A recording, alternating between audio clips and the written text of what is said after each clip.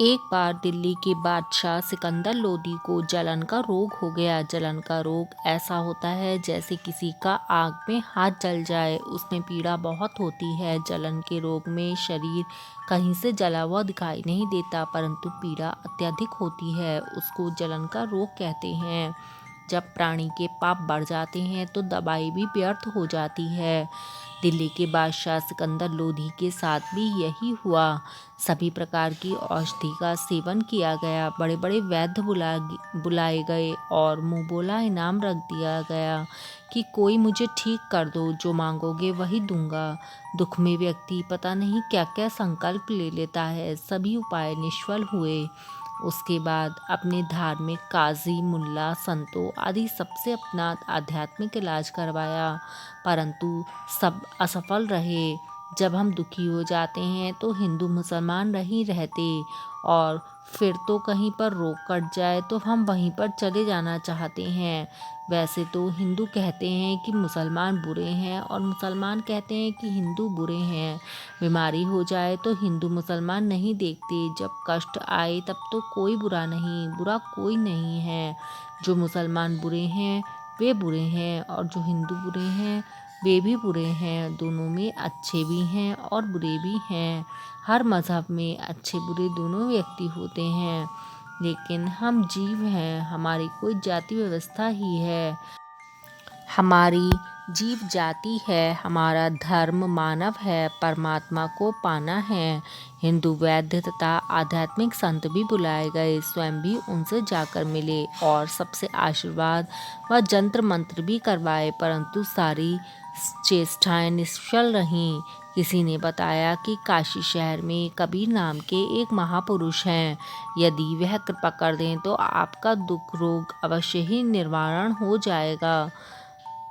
जब बादशाह सिकंदर लोदी ने सुना कि काशी के अंदर कोई महापुरुष रहते हैं तो उनको कुछ कुछ याद आया कि वह तो नहीं है जिन्होंने गाय को भी जीवित कर दिया था। वह हजारों अंगरक्षकों सहित दिल्ली से काशी के लिए चल पड़ा।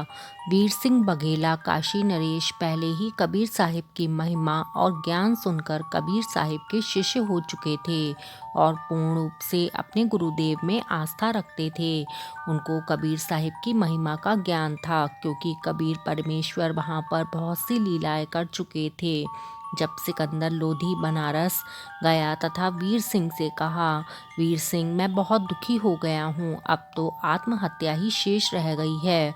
यहाँ पर कोई कबीर नाम का संत है, आप तो जानते ही होंगे वह कैसा है। इतनी बात सिकंदर बादशाह के मुख से सुनी थी। काशी नरेश वीर सिंह की आंखों में पानी भर आया और बोले कि अब आप ठीक स्थान पर आ गए। अब आपके दुख का अंत हो जाएगा। बादशाह सिकंदर लोदी ने पूछा कि ऐसी क्या बात है।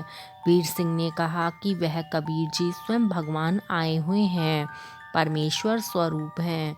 यदि उनकी दया दृष्टि हो गई तो आपका रोग ठीक हो जाएगा। राजा सिकंदर लोदी ने कहा कि जल्दी से उन्हें बुला दो।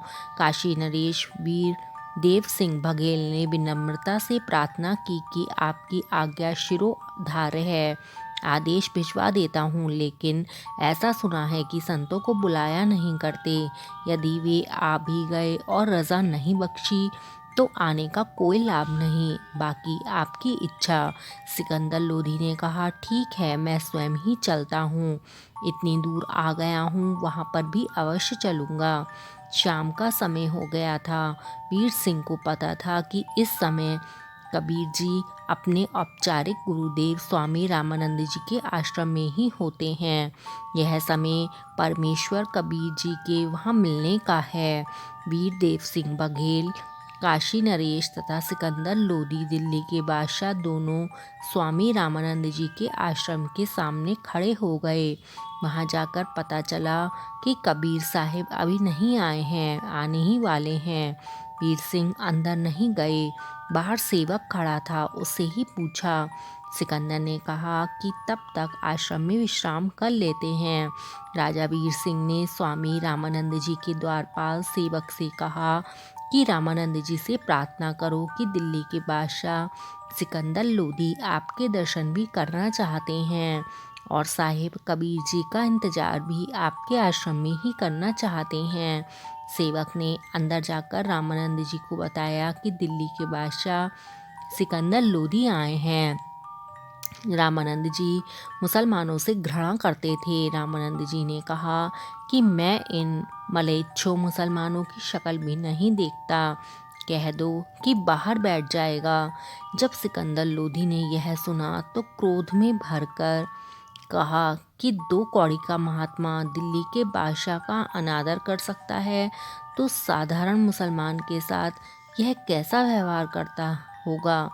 इसका मजा इसे अभी चखा दूं। रामानंद जी अलग आसन पर बैठे थे। सिकंदर लोदी ने जाकर रामानंद जी की गर्दन तलवार से काट दी और वापस चल पड़ा। तब फिर उसको याद आया कि मैं जिस कार्य के लिए आया था वह काम अब पूरा नहीं होगा। उसने वीर सिंह से कहा, वीर सिंह देख, मैं ये क्या जुल्म कर बैठा। मेरे बहुत बुरे दिन हैं, चाहता हूँ अच्छा करना और हो जाता है बुरा। मैंने कबीर साहिब के गुरुदेव की हत्या कर दी। अब वे कभी भी मेरे ऊपर अपनी दया दृष्टि नहीं करेंगे। मुझे तो यह दुख भोग कर ही मरना पड़ेगा। मैं बहुत पापी जीव हूँ। यह कहता हुआ वह आश्रम से बाहर की ओर चल पड़ा। वीर सिंह अपने बादशाह के आगे क्या बोलता। जो ही वह आश्रम से बाहर आए, कबीर साहिब आते दिखाई दिए। वीर सिंह ने कहा कि महाराज जी, मेरे गुरुदेव कबीर साहिब आ गए। जो ही कबीर साहिब थोड़ी दूर रह गए, वीर सिंह ने जमीन पर लेटकर उनको दंडवत प्रणाम किया। अब सिकंदर लोधी बहुत घबराया हुआ था। वीर सिंह को देखकर डरते हुए सिकंदर लोदी ने भी कबीर जी को दंडवत प्रणाम किया। कबीर परमेश्वर जी ने दोनों के सिर पर हाथ रखा और कहा कि दोनों नरेश आज मुझ गरीब के पास कैसे आए हैं। परमेश्वर कबीर जी ने अपना हाथ उठाया भी नहीं था कि सिकंदर का जलन का रोग समाप्त हो गया।